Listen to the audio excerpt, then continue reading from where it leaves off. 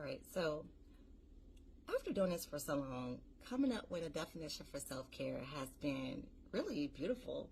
Hearing people's experience and stories, and then defining self-care in a way that's relatable to everyone. In my dissertation, I have a definition for self-care that I'm going to trademark, but I'm not ready yet to share that one. So I'll just share the generic part. And I took notes, it's on my computer, and that's perfectly fine too. So understanding what self-care is. I believe self-care is an intentional practice for caring for your emotional, physical, and spiritual, mental, overall well-being. It is what you do that makes you feel good. Basically, that pours into your cup, that makes you feel good, that gives you all the energy you need in order to be the best version of yourself. It looks different for everyone.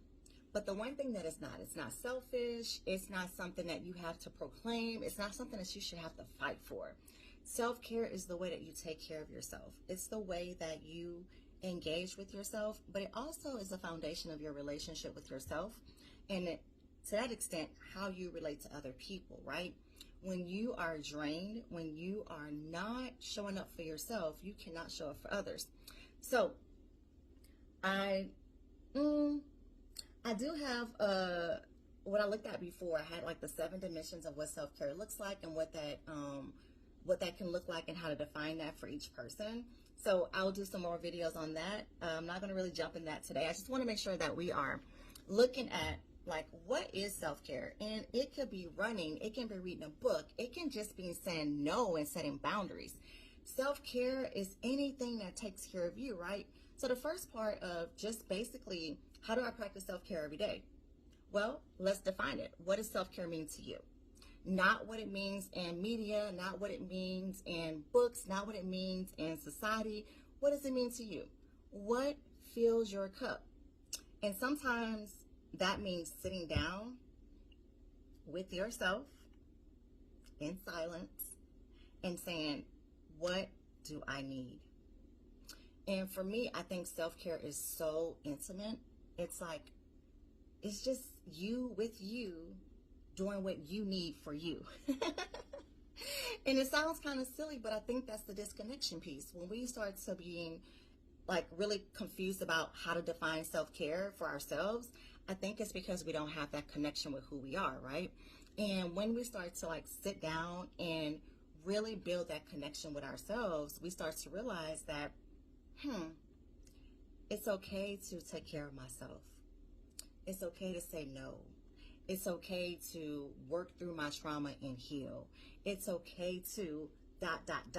So first of all, as you start your self-care journey, start from scratch, right? Start with you. Get to know you a little better. Does that mean that every day is going to be like this big insightful thing that happens with you? No.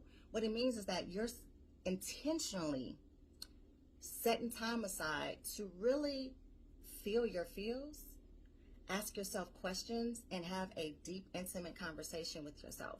And I always like to say, what do you need? And you say to yourself, what do I need?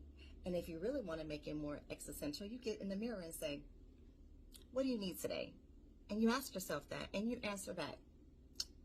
I'm a licensed mental health professional, so you can talk to yourself in the mirror, and it is okay. It's not diagnosable. So you say, what do I need today? And every day may look different, right?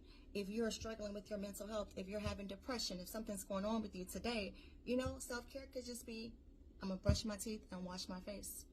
I'm going to take care of my basic needs today, because that is all that I can do, and that is enough, right?